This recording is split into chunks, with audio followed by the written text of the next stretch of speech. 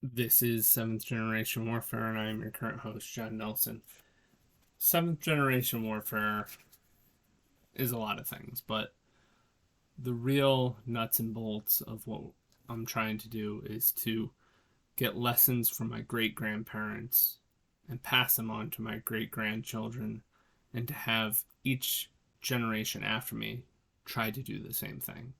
So, although I didn't really only met one of my great grandparents when I was really young, there's very few examples of things that I can get from my great grandparents, but I hope that my great grandchildren will have a plethora of information and resources and wisdom that I will provide in various ways to my children, my grandchildren, and my great grandchildren, and then they can spread it further on down the line.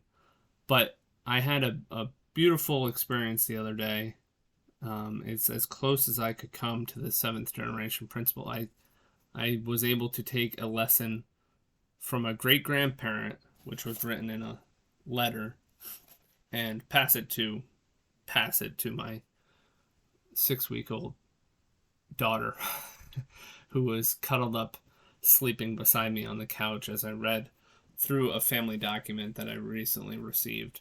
And so as I was reading it, I was reflecting on how my dream here of seventh generation warfare is really able to come true, and it, in fact, is coming true. The I'll read you a little bit of the letter here in a second, but it feels good to know that we can be a conduit through which wisdom, generational wisdom, can pass through, and a lot of our ancestors have figured out the problems that you are facing right now. An ancestor has already lived through it and solved the problem. The problem that we're facing when we are confronted with our everyday problems in life is that the solutions were not presented to us before we experienced whatever we're experiencing, or were not conveyed to us in a meaningful way that stuck with us, or all of the above. So I want to solve that, and I want to make life for my descendants easier by improving their quality of life in many ways.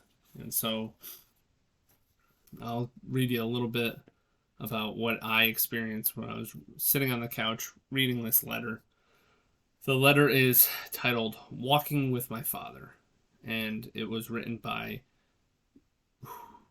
who would be my great uncle, or my mother's uncle, talking about his father, which would be my mother's grandfather, my great grandfather. My father and I had a relationship few siblings ever enjoy. He was a sage with many quaint sayings. Most of them I heard many times over the years, and while a good many didn't understand at the time, they somehow remained in my conscious behavior. In later years, I began putting together the meanings, and my appreciations for this man swelled immensely. So, just right there, having little sayings, having little quirks about your behavior, will get remembered by your children, and you can pass little packages of wisdom in just the simplest of sayings. The companionship began quite early, even before elementary school was introduced to my persona. He taught me to be aware of my surroundings and to enjoy even the simplest of things in life. He taught me to think, to reason why this and that. He taught me to think, to reason why this and that were as they were, what makes this work, what would happen if. He taught me how to assemble logic into my thinking and how to place sequences in their order. Good advice to teach people to be observant about the world around them and to question basically everything.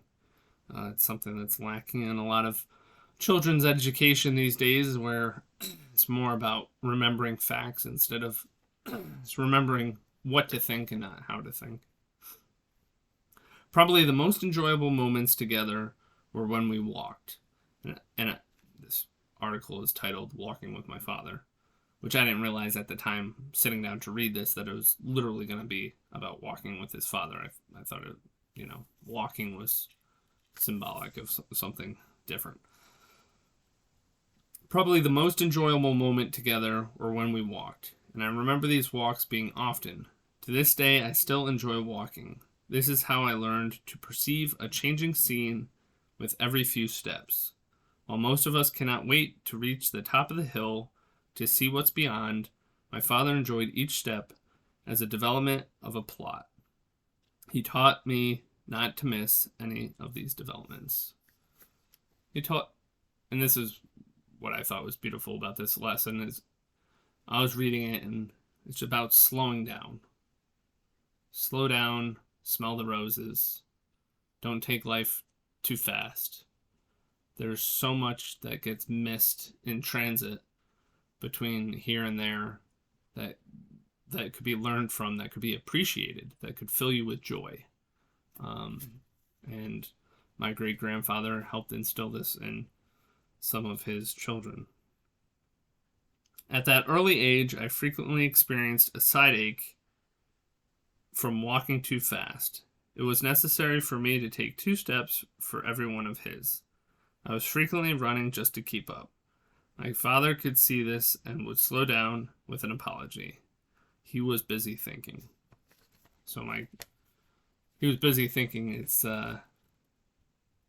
funny that I think my grandfather, from what I understand, had this same tendency that he would just basically blank out and be able to tune out all of his surroundings and get wrapped up in his own thoughts, or tune out whatever surroundings weren't applicable to his thought at the time. I do that as well. Sometimes of an evening after supper, we would walk uptown. This was about 6 blocks away. On the way, we passed a neighborhood.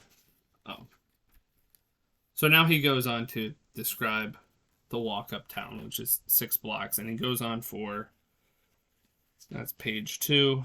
He goes on for another 10 pages, discussing in great detail every storefront he'd cross in his walk, the activities of the people inside the store shop, from butchers to mercantiles,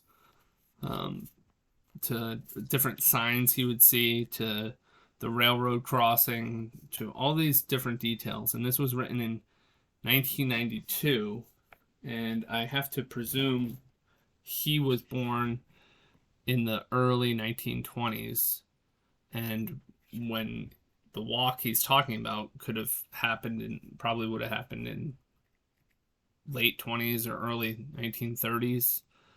And so he's writing about this 60 years after the fact, still remembering the details of his walks with his father. I hope that my children someday can look back when they're 70 plus years old and think about the time that they had with me when they were little.